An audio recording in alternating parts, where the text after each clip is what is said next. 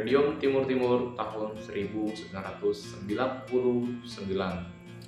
Peristiwa ini menentukan jejak apakah nasib Timur Leste masih tergantung sama Indonesia atau ingin merdeka.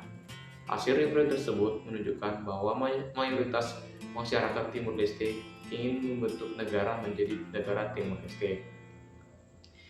Yang terjadi pada tanggal 30 Agustus tahun 1999 yang bertepatan di Timur Leste. Adapun tokoh pelakunya yaitu B.J. Habibie yang saat itu menjadi presiden, masyarakat Timur Leste, PBB, Unimed, serta Keamanan Negara. Kedua, tragedi Trisakti tahun 1998 di mana transformasi dan turunnya Soeharto dikarenakan penembakan mahasiswa Trisakti yang dapat memicu gelombang besar dan menurunnya Soeharto menjadi presiden yang terjadi pada tanggal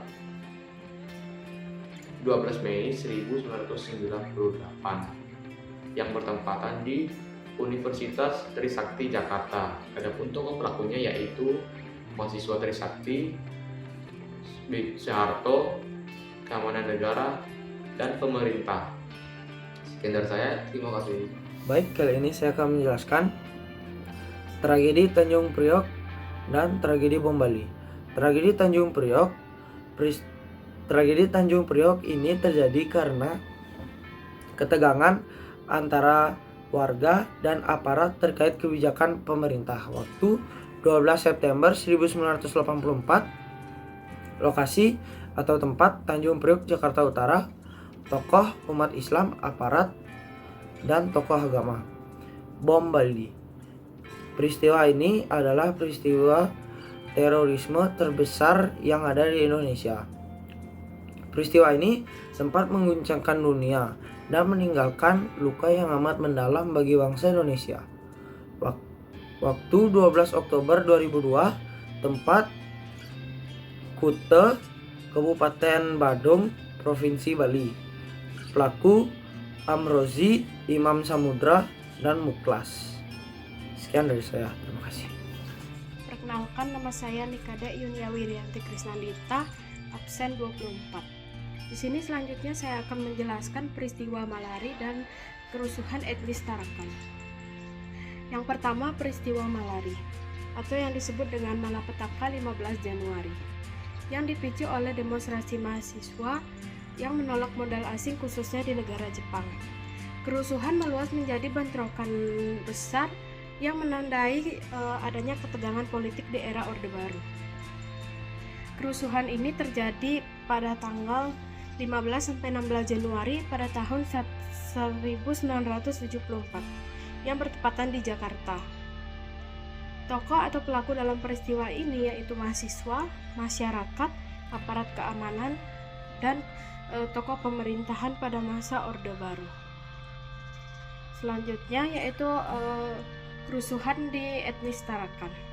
Kerusuhan ini dipicu oleh konflik antara kelompok etnis Tidung dan kelompok etnis Madura.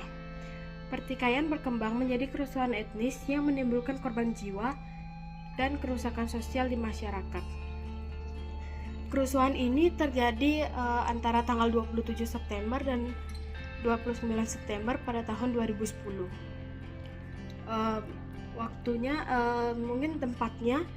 Tempat terjadi kerusuhan ini terjadi di kota Tarakan, Kalimantan Timur, yang mungkin sekarang menjadi bagian dari Kalimantan Utara. Tokoh atau pelaku dalam peristiwa ini yaitu yang pertama kelompok etnis Madura, kelompok etnis Tarakan, aparat keamanan, dan masyarakat setempat. Kasus bom Mario Jakarta 2003. Ledakan bom mobil yang dilakukan kelompok jemaah Islamiyah ini menewaskan belasan orang dan melukai ratusan lainnya. Serangan tersebut menunjukkan ancaman nyata terorisme di jantung ibu kota Indonesia. Waktu 5 Agustus 2003.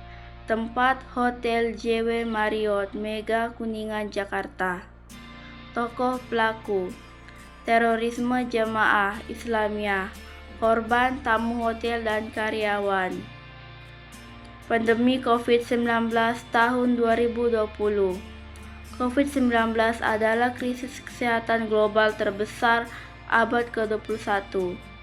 Virus ini menyebar cepat, menimbulkan banyak korban jiwa, memengaruhi perekonomian, pendidikan, dan kehidupan sosial di seluruh dunia.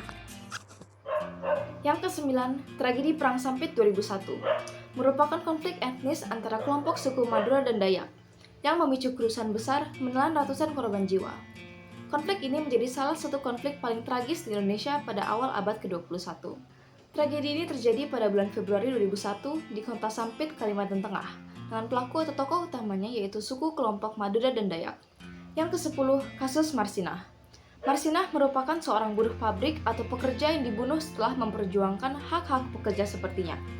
Kasus ini menjadi simbol perjuangan buruh di Indonesia, sekaligus kontroversi besar terkait pelanggaran HAM di masa Orde Baru.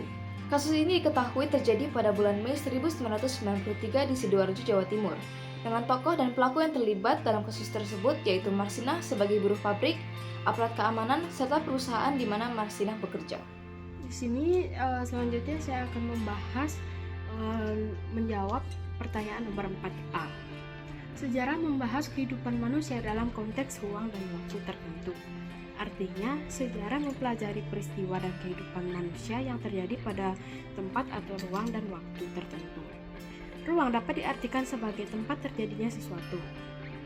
Sedangkan waktu adalah kapan peristiwa tersebut berlangsung atau terjadi. Dengan demikian, kehidupan manusia dalam sejarah selalu memiliki hubungan erat dalam dimensi ruang dan waktu sebagai koordinat utama dalam memahami dan merekonstruksi peristiwa masa lalu dan secara akurat. Kemudian untuk bagian 4B, ruang dan waktu sebagai panggung kehidupan manusia. Ruang dapat diartikan sebagai tempat terjadinya suatu peristiwa, sedangkan waktu merupakan kapan peristiwa tersebut terjadi. Segala aktivitas manusia tidak dapat dipisahkan dari dimensi ruang dan waktu. Kita lahir dan tumbuh pun di suatu tempat atau ruang, juga terikat oleh suatu waktu yaitu hari, bulan, dan tahun. Begitu pula dengan kegiatan kita sehari-hari, seperti makan, belajar, tidur pun terikat oleh dimensi ruang dan waktu. Maka dari itu dapat disimpulkan bahwa ruang dan waktu benar-benar menjadi landasan atau panggung utama kehidupan manusia. Dalam konteks sejarah, dimensi tersebut membantu kita untuk memahami bagaimana terjadinya suatu peristiwa.